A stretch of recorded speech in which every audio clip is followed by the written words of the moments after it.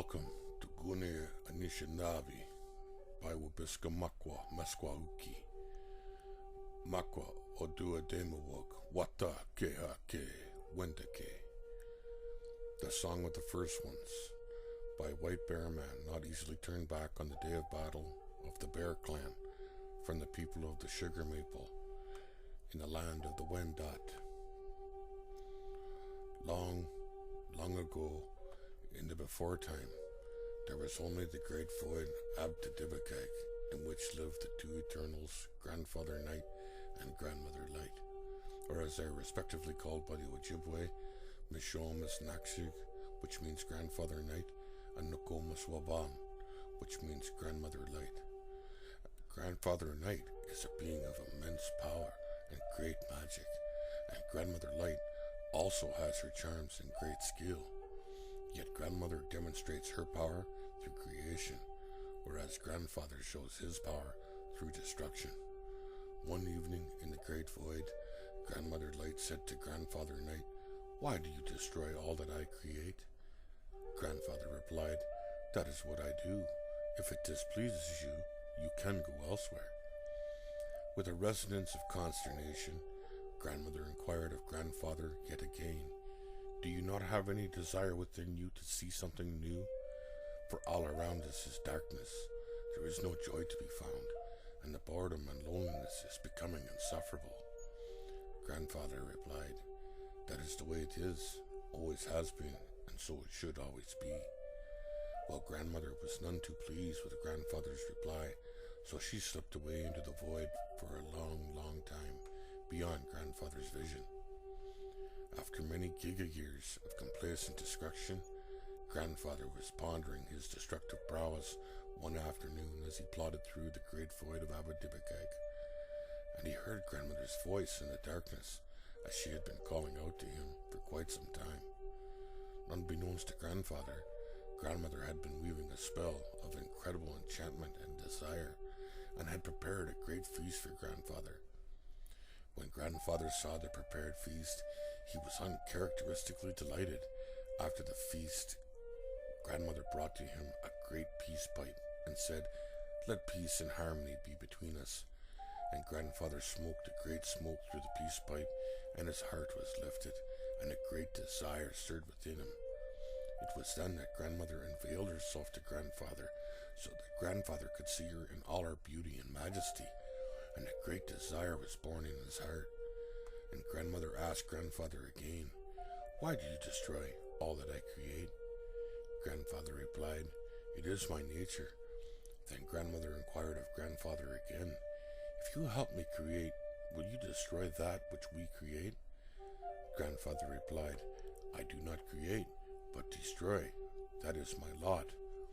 Grandmother was perplexed, but did not give up, and said, "Let us make a child to keep me company, so that I do not feel all alone in the great void of Abtadibakag when you go out on the warpath." Grandfather sat silent for quite some time, smoking the peace pipe, and then spoke sternly, "You do realize that any child I assist you with in its creation will die eventually. For though we be eternal, our offspring cannot be so." Grandmother replied, "Yes, I know, but if we make our children to be able to have children of their own, then I shall never be alone again."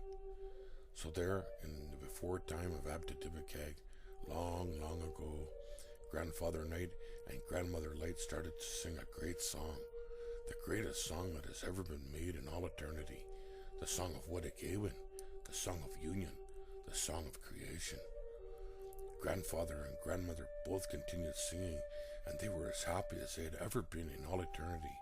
And for 42 giga-years, Grandfather and Grandmother continued singing the great song of Wedikewin, much like the young and in love do to this very day, enjoying their blissful moment in time. It was at the end of the 42nd giga-year when Grandfather noticed one morning that Grandmother was quite irritable and growing larger than she had ever been. So Grandfather inquired of Grandmother, "Why are you getting so fat?" To which Grandmother sharply replied, "I am not getting fat, you old fool. I am carrying our child."